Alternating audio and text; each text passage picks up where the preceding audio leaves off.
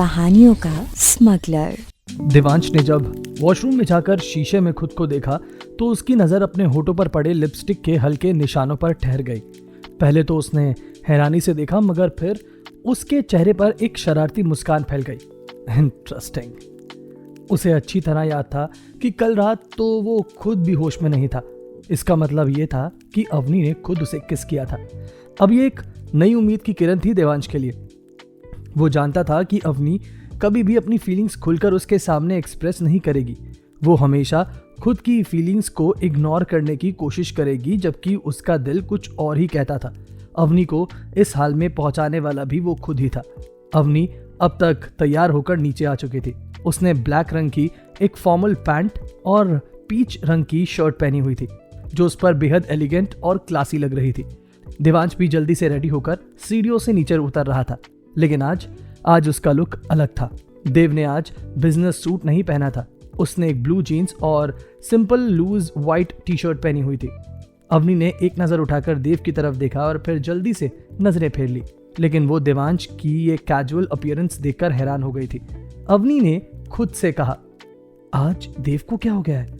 जो शख्स business suit के बिना ऑफिस नहीं जाता था, वो आज इस तरह के कैजुअल कपड़ों में क्या कर रहा है? पक्का जरूर आज कुछ तो स्पेशल है। मगर उसने ज्यादा डिटेल में जाने की कोशिश नहीं की। देवांश ने अवनी को नोटिस किया और अपनी मुस्कान दबा ली। उसे अवनी को इस तरह से सोच में डालने पर मजा जो आ रहा था, वो शायद ही किसी और चीज में था। वो डाइनिंग टेबल पर बैठा ही था कि उष्मा वहां आ गई। अवनी का मूड फौरन ऑफ हो गया। देवांश ने ये भी बात नोटिस की, मगर उससे पहले कि वो कुछ बोलता, अवनी का फोन बज उठा। अवनी ने झट से फोन उठाकर स्वीट टोन में कहा, हाय, गुड मॉर्निंग आरव। और देवांश के चेहरे से मुस्कान फौरन गायब हो गई। अवनी ने सामने से बात कर रहे आरव से कहा, नहीं प्लीज, तुम्हें मुझे लेने आने की जरूरत नहीं है। देव मुझे ड्रॉप कर देंगे, मैं बस निकल ही रही हूँ। See you in the hospital. Phone रखते ही अवनी ने देखा कि देवांश की निगाहों में गुस्सा था, लेकिन अवनी ने देवांश को पूरी तरह इग्नोर कर दिया और बिना कुछ कहे ब्रेकफास्ट करने लगी।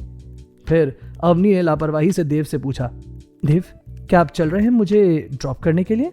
देवांश ने दांत भींचते हुए जवाब दिया, क्यों नहीं। फिर उसने अपनी कार की चाबी उठाई और बिना ब्रेकफास्ट पूरा किए बाहर की तरफ बढ़ गया। देवांश को जाते देखकर उष्मा ने देव का हाथ पकड़ लिया और उससे कहा, देव ब्रेकफास्ट तो करके जाओ, तुम्हें पता है ना खाली पेट तुम्हें एसिडिटी हो जाती है। देवांश का खून खौल उठा।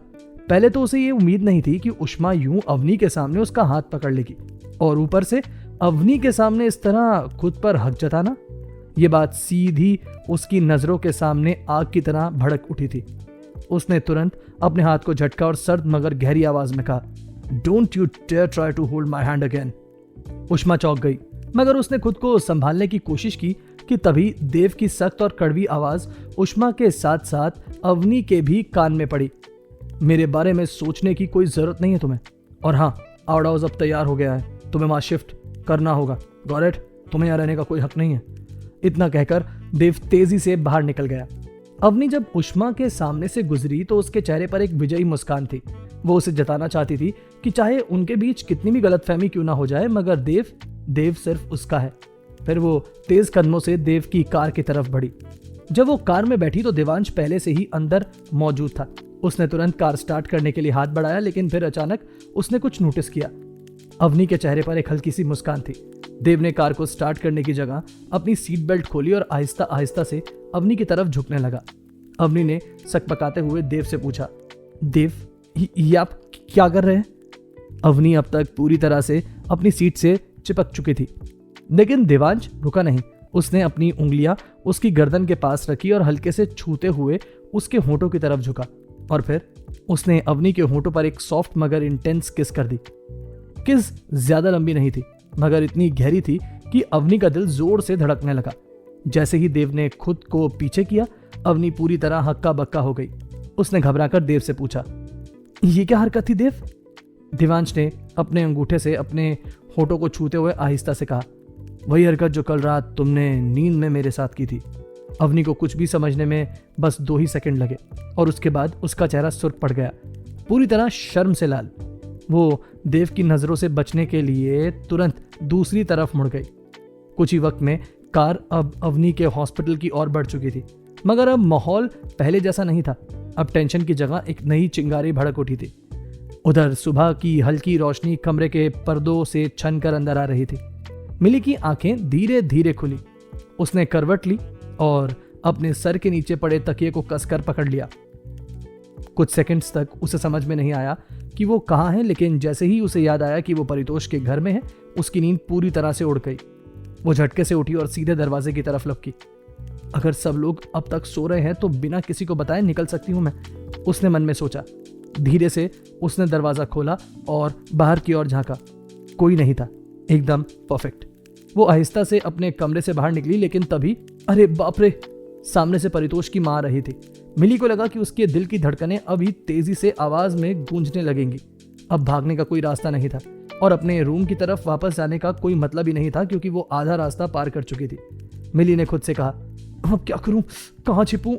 दाएं देखा, छिपने की कोई जगह नहीं थी। बाएं देखा, परितोष का कमरा, और बस बिना सोचे समझे वो झट से उसका दरवाजा खोलकर अंदर घुस गई। लेकिन असल मुसीबत तो यहीं पर थी। जैसे ही मिली कमरे में दाखिल हुई, उसे अपनी पूरी जिंदगी का सबसे बड़ा शॉक मिला। हे भगवान, मिली के मुंह से निकला। परितोष टाल में खड़ा था और उसके गीले बालों से पानी की बूंदें उसके कंधे पर गिर रही थी। वो अभी अभी नहाकर निकला था और अपने बेड से कपड़े उठाने के लिए झुकने ही वाला था कि मिली सीधे आकर फुर्ती से उसमें टकरा गई। वो लड़खड़ाई, लेकिन गिरने से पहले परितोष ने उसकी कमर को अपनी मजबूत बाहों में थाम लिया। अब हाल ये था कि मिली के दोनों हाथ परितोष के कंधे पर टिके हुए थे और उनकी नजरें आपस में उलझ चुकी थी। कमरे की हवा अचानक से थमी हुई सी लगने लगी थी। परितोष को मिली के चश्मे वाली बड़ी बड़ी आंखों में अजीब सा आकर्षण महसूस हो रहा था। उसने अब तक उसे थामा हुआ था और उसे छोड़ने का मन नहीं कर रहा था। मिली समझ नहीं पा रही थी कि वो शर्म से मरे या गुस्से से चिल्लाए। लेकिन तभी ठक ठक की आवाज हुई। बाहर से दरवाजे पर जोर से दस्तक होने लगी। परितोष की मां की आवाज सुनाई दी, तोशी पुत्र, उठ गया तू? परितोष के मुंह से निकला, मॉम। अब दोनों को एक साथ महसूस हुआ कि सिचुएशन कितनी खतरनाक हो सकती है। परितोष ने तुरंत मिली को खुद से अलग किया और तेजी से दरवाजे की ओर बढ़ा। मिली को जब एहसास हुआ कि वो किस सिचुएशन में परितोष के करीब थी, तो उसका चेहरा शर्म से लाल हो गया। मिली ने खुद को कोसा, हे भगवान, ये मेरे साथ ही क्यों होता है? बाहर से मां की आवाज फिर से आई, तोशी, मैं अंदर आवा पुत्र? परितोष ने अपनी मॉम से कहा, नहीं मॉम, मैं आ रहा हूं। परितोष ने जल्दी से दरवाजा खोला और बिल्कुल नॉर्मल अंदाज में मॉम को जवाब दिया, वो मॉम, कल पार्टी में लेट हो गया था ना, इसीलिए थोड़ा देर से उठाऊं, बस अभी नीचे आ रहा हूं। मॉम ने थोड़ी देर उसे घूरा और फिर सिर हिलाते हुए कहा, ठीक है, जल्दी आजा पुत्र, मैं ब्रेकफास्ट से तेरा इंतजार कर रही हूं। कमरा फिर से शांत हो गया। अब परितोष ने गहरी सांस ली और दरवाजा लॉक कर दिया। और जब उसने पलट कर देखा तो मिली बेडरूम के कोने में खड़ी थी और कुछ ज्यादा ही अजीब तरीके से उसकी बॉडी को स्कैन कर रही थी। परितोष ने बाहें उठाते हुए कहा, ओह वेडो, कहाँ निगाहें हैं तुम्हारी? मिली का ध्यान टूटा और उसने अपने दोनों हाथों से अपनी आंखें कसकर बंद कर ली। मिली ने घबराते हुए परितोष से कहा, मैंने कुछ भी नहीं देखा, आई स्वेयर मैंने कुछ भी नहीं देखा है। वो घबराहट में बोले जा रही थी। परितोष ने हल्की मुस्कान के साथ एक कदम उसकी तरफ बढ़ाया और कहा, ओ रियली? मिली ने परितोष को सफाई देते हुए कहा, वो तो बस आंटी जी आ रही थी, आई मीन आपकी मॉम आ रही थी, और मैं बस इसलिए छिपने के लिए। परितोष ने मिली की तरफ कदम बढ़ाते हुए कहा, तो तुम्हें छिपने के लिए सिर्फ मेरा ही रूम मिला था? हाँ, और वो भी बिना नॉक किए? मिली ने परितोष की तरफ अपनी उंगली उठाते हुए कहा, तो मुझे क्या पता था कि आप ऐसे हाल में घूम रहे होंगे? अब परितोष मिली को एकदम करीब आकर खड़ा कर देता है। उसने हल्की सी मुस्कान के साथ उसके कान के करीब झुकते हुए कहा, जहां तक मुझे याद है ये रूम अभी भी मेरा है और मैं इसमें कैसे रहूं ये मेरी मर्जी है। मिली की धड़कनें अब 1000 गुना तेज हो गई थी। मिली ने फुर्ती से परितोष के रूम के डोर की तरफ अपने कदम बढ़ाए। अच्छा, मैं जा रही हूं, लेकिन इससे पहले मिली डोर के हैंडल को छूती, परितोष ने तेज आवाज में कहा, रुको। इस एक शब्द के साथ ही परितोष ने उसका हाथ पकड़ लिया। मिली ने घूर कर उसकी तरफ देखा। अब क्या रह गया है? परितोष ने मिली को याद दिलाया, बाहर मॉम है, अगर उन्होंने तुम्हें देख लिया तो फिर सवालों की ऐसी झड़ी लगेगी कि अगले दिन तक हमारी शादी हो जाएगी। मिली के चेहरे से सारा खून उड़ चुका था। तो मैं क्या करूं? मुझे भूख लगी है। परितोष उसकी बात पर हल्का सा हंसा। डू वन थिंग, मैं तुम्हें यही खाना ला कर देता हूं, तब तक तुम यहीं रुको, जैसे ही रास्ता साफ होगा तुम निकल सकती हो। परितोष ने मिली से कहा, डोर को अंदर से लॉक कर लो, और हाँ, पकड़ी मत जाना प्लीज, वरना। मिली ने परितोष से पूछा, वरना? परितोष ने चिढ़ते हुए जवाब दिया, वरना हमारी शादी की डेट पक्की समझो। कहते हुए परितोष कमरे से बाहर निकल गया। मिली ने गहरी सांस ली और खुद को सोफे पर गिरा दिया। परितोष को जरा भी अंदाजा नहीं था कि नीचे उसकी मॉम उसका बेसब्री से इंतजार कर रही थी और उनके पास सवालों की पूरी फौज तैयार थी। वो बेफिक्र होकर सीढ़ियां उतरा, लेकिन जैसे ही डाइनिंग टेबल पर पहुंचा उसने देखा कि मॉम की नजरें न्यूज़पेपर पर टिकी हुई हैं। मॉम ने धीरे धीरे अखबार मोड़ा और बिना किसी भूमिका के न्यूज़पेपर उसके सामने रख दिया। ऐ किए पुत्र। अब तो परितोष पूरी तरह फंस चुका था।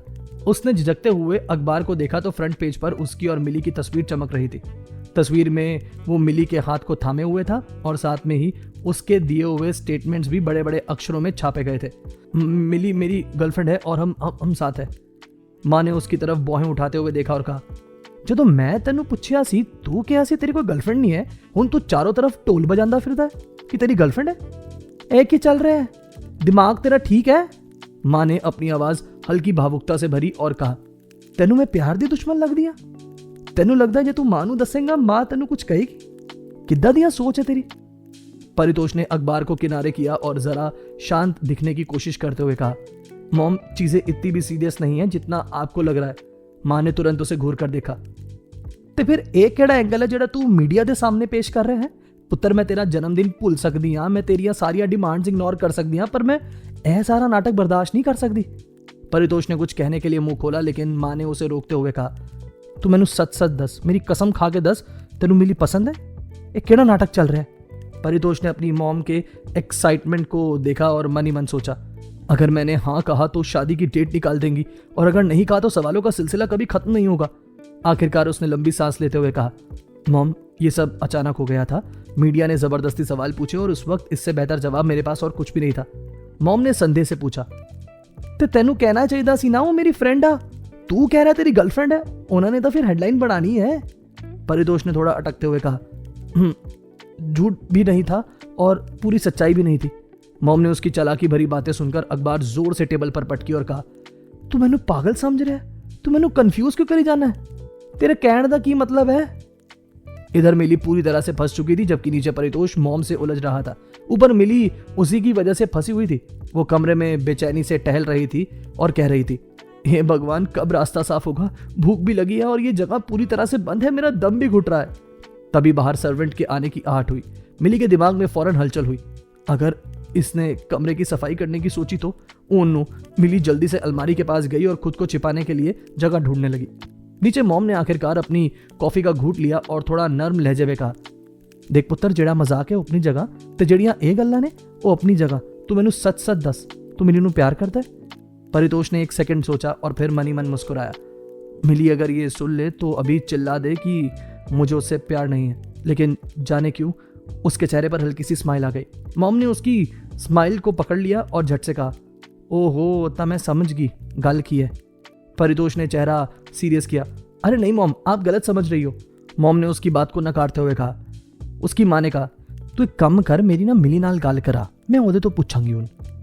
माँ के सवालों की झड़ी से बचने के लिए परितोष ने फटाफट एक बहाना बनाया, mom I am getting late, आप समझ रहे हो, शाम को इस बारे में बात करते हैं। और वो तेजी से बाहर निकलने लगा, लेकिन माँ कहाँ इतनी आसानी से मानने वाली थी। उन्होंने पीछे से आवाज लगाई, ऐदा भज्जण नाल तू बच जाएगा, मैं आपे मिली दी फैमिली नाल गल कर लांगी, हुण रिश्ते दी गल हुण मेरे ते छड्ड दे तू। अब ये सुनकर परितोष ने बिना रुके जवाब दिया, जो करना है कीजिए, वैसे भी आप मेरी कहाँ सुनती है, आई हैव टू लीव। और वो इस तरह से अपनी कार की तरफ बढ़ गया बिना पीछे मुड़े। प्रॉब्लम ये थी कि मिली अब भी उसके रूम में बंद थी। भले ही परितोष उसे चाबी देकर चला गया, लेकिन वो बिना हालत देखे बाहर निकलने का रिस्क नहीं ले सकती थी। अगर मॉम ने उसे देख लिया तो वाकई में बात बिगड़ जाती। मिली ने खुद के माथे को पीटते हुए कहा, हे भगवान मैं किस हाल में फंस गई हूँ। मिली बेचैनी से रूम में टहल रही थी और भूख से उसका हाल बुरा हो रहा था। उधर देवांश ने अवनी को हॉस्पिटल ड्रॉप किया। अवनी कार से बाहर निकलने ही वाली थी कि देवांश ने उसका हाथ पकड़ लिया। I don't like when Aarav answers your call, keep your phone with you, मैं तुम्हें कॉल करूंगा। अवनी ने हैरानी से उसकी तरफ देखा और पूछा, फॉर व्हाट? देवांश ने बिना पल के झपकाए जवाब दिया, क्योंकि मैं तुम्हारा हस्बैंड हूँ, मुझे कोई रीजन नहीं चाहिए तुम्हें कॉल करने के लिए। अवनी झटके से अपने हाथ छुड़ाते हुए कार से बाहर निकल गई और बिना पलटे हॉस्पिटल में फुर्ती से चली गई। देवांश उसके इस एटीट्यूड से ज्यादा परेशान नहीं हुआ। बल्कि उसके चेहरे पर हल्की सी मुस्कान थी। वो जानता था कि अवनी जितना उसे दूर भागने की कोशिश कर रही है उतना ही खुद उसकी तरफ खींच भी रही है। जैसे ही अवनी हॉस्पिटल में एंटर हुई, आरव ने उसे गुड मॉर्निंग कहा और बिना कोई भूमिका बांधे उसने सीधे देवांश के बारे में पूछ लिया। तो कैसी रही कल रात मिस्टर परमार की? उसने हल्की हंसी के साथ कहा। अवनी ने उसकी ओर देखते हुए कहा, डोंट इवन आस्क दैट यार, देव तो सुबह तक घोड़े बेचकर सो रहे थे, लेकिन आगे ये ट्रिक उनके ऊपर नहीं चलेगी। सच में उनके जैसे इंसान को हैंडल करना इज नॉट ईजी। आरव और अवनी जोर जोर से हंस पड़े, लेकिन तभी केविन के दरवाजे पर दस्तक हुई। दोनों ने उधर देखा और वहां देवांश खड़ा था। उसके चेहरे से साफ दिख रहा था कि उसने सब कुछ सुन लिया है। अवनी इतनी खुलकर हंसती तो खुद देवांश के साथ भी नहीं थी जितनी वो आरव के साथ थी, और यही चीज देवांश के अंदर अंदर आग भड़का रही थी। उसकी मुट्ठियां भिज गई, मगर उसने खुद को जाहिर नहीं किया। वो बस अवनी का पर्स जो कार में रह गया था उसे टेबल पर रखकर बिना कुछ कहे चला गया। जैसे ही देवांश बाहर निकला, अवनी को कुछ अजीब महसूस हुआ। आई थिंक देव मिसअंडरस्टूड अस, मैं उनसे बात करके आती हूँ। अवनी तेज कदमों से देव के पीछे भागी। देवांश लिफ्ट एरिया तक पहुंचा। ऑल्दो अवनी ने पीछे से आवाज लगाई, लेकिन देवांश रुका नहीं। देव रुको, मुझे आपसे बात करनी है। लेकिन देवांश ने लिफ्ट का बटन दबाया और फुर्ती से अंदर चला गया। अवनी ने तुरंत दौड़कर लिफ्ट को रोका और देव के साथ अंदर लिफ्ट में दाखिल हो गई। अब लिफ्ट के अंदर सिर्फ वही दोनों थे। अवनी ने गहरी सांस लेते हुए कहा, तो आप क्या समझ रहे हैं? और अगर आप वो समझ रहे हैं तो वैसा कुछ भी नहीं है। देवांश बस चुपचाप उसकी ओर देखता रहा। अवनी ने फिर से कहा, देव कुछ तो कहो। लेकिन देवांश ने कोई जवाब नहीं दिया और फिर लिफ्ट नीचे पहुंच गई। लिफ्ट खुलते ही देवांश बाहर निकला और बस एक ही सेंटेंस कहा, be ready for evening Avani, और इतना कहते हुए वो वहां से चला गया। देव की बात सुनने के बाद अवनी की बेचैनी और ज्यादा बढ़ गई। इधर सुबह के 9 बज चुके थे और वैदेही अभी भी गहरी नींद में थी, लेकिन अर्थ की आंख खुल चुकी थी और आज पहली बार उसने खुद किचन में जाकर कॉफी बनाई। उसे ये भी पता था कि सूरज की किरण उससे पहले वैदेही को जगा न दे, इसीलिए उसने खिड़की के शेड नीचे कर दिए। कुछ मिनटों बाद वो कॉफी कप लेकर रूम में आया। उसने धीरे से कॉफी कप साइड टेबल पर रखा और फिर वैदेही के माथे पर हल्की सी किस की। फिर उसने उसके कान के पास झुककर फुसफुसाया, गुड मॉर्निंग वैदू। वैदेही ने धीरे से अपनी आंखें खोली और जो सबसे पहला चेहरा उसने सामने देखा वो अर्थ का चार्मिंग स्माइल से भरा हुआ चेहरा था। क्या होगा कहानी में आगे और क्या ट्विस्ट एंड टर्न्स इस कहानी में आ रहे हैं, सुनिए डेडली ऑब्सेशन के आगे के एपिसोड में। सुनते रहिए कहानियों का स्मगलर।